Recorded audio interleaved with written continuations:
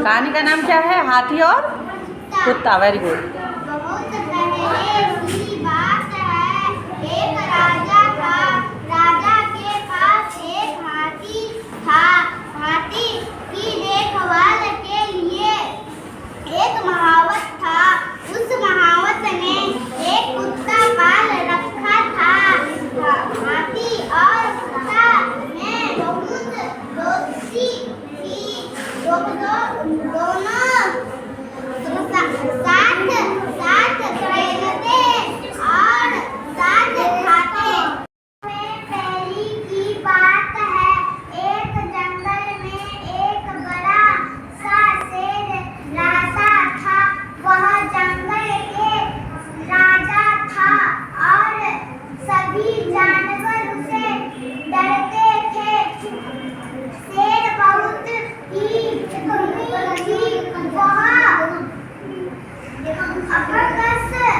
पीयूष कुमार, मैं क्लास 7 में पढ़ता हूँ। मैं आप लोगों के सामने प्रेरक प्रसंग बोलने जा रहा हूँ। एक बार की बात है, एक जंगल में शेर रहता था जो हर रोज एक एक जानवर को मारता और खाता था।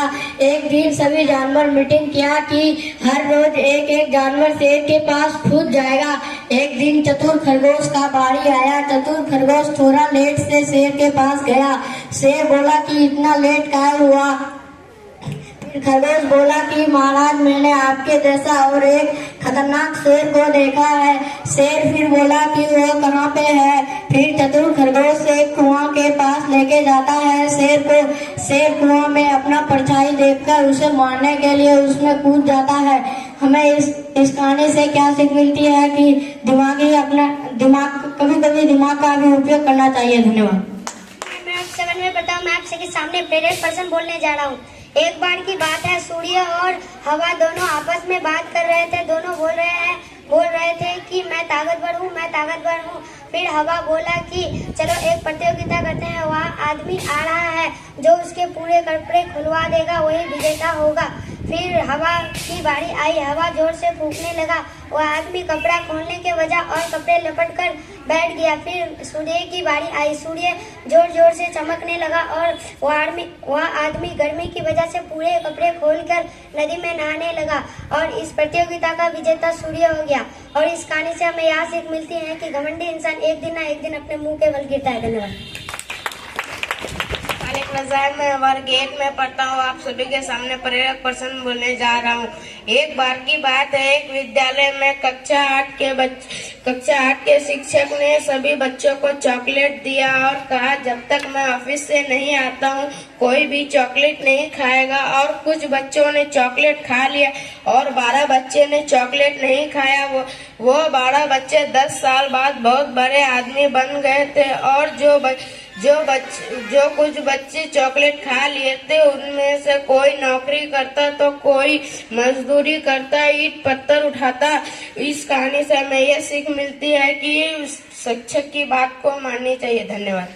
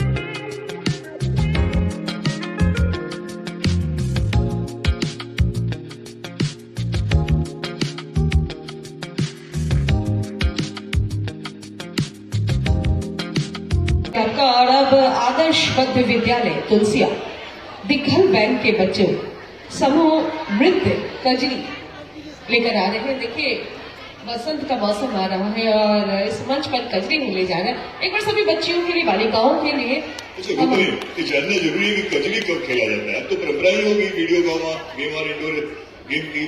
कजरी कब खेलेंगे बच्चे हमारे, पता नहीं चलता है। लेकिन खेलेंगे ना, सावन में खेलेंगे और अभी सब तैयारी है सावन की। देखिए पीला वस्त्र है, यानी हमारी सभी बालिकाएं सरस्वती के रूप में यहाँ पधारी है। एक बार सभी सरस्वती के लिए एक बार जोरदार ताली।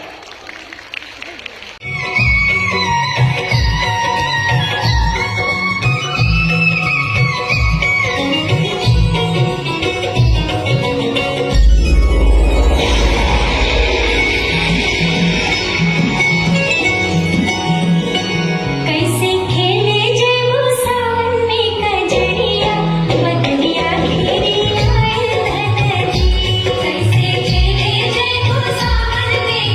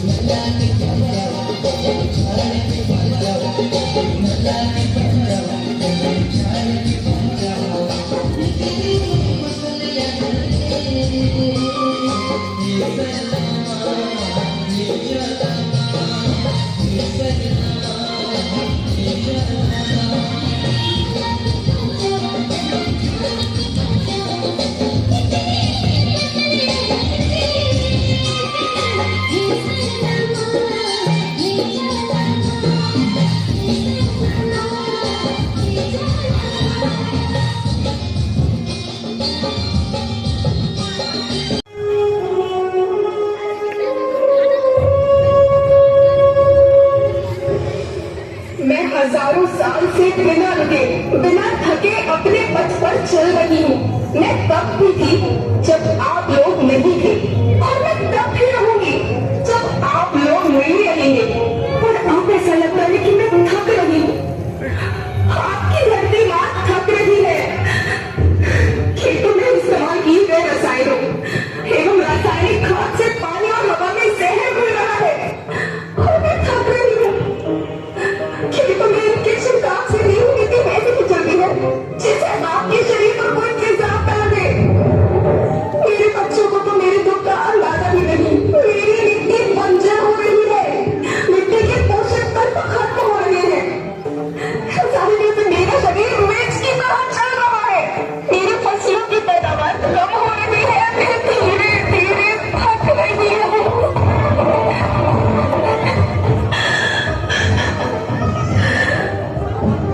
लेकिन मुझे याद आता है, पहले मैं बहुत सुंदर थी, बहुत प्रसन्न थी, हमेशा हंसती थी। मुझे आज भी याद है।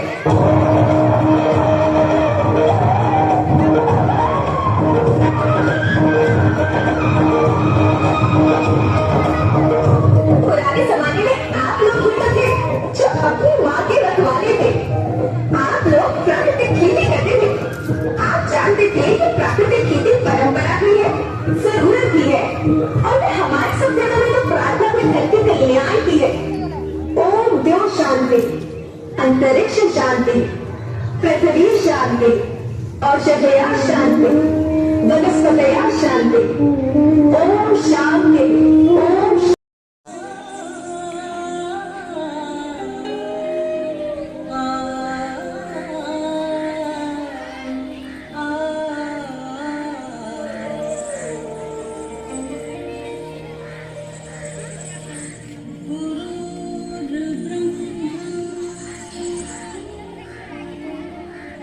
Thank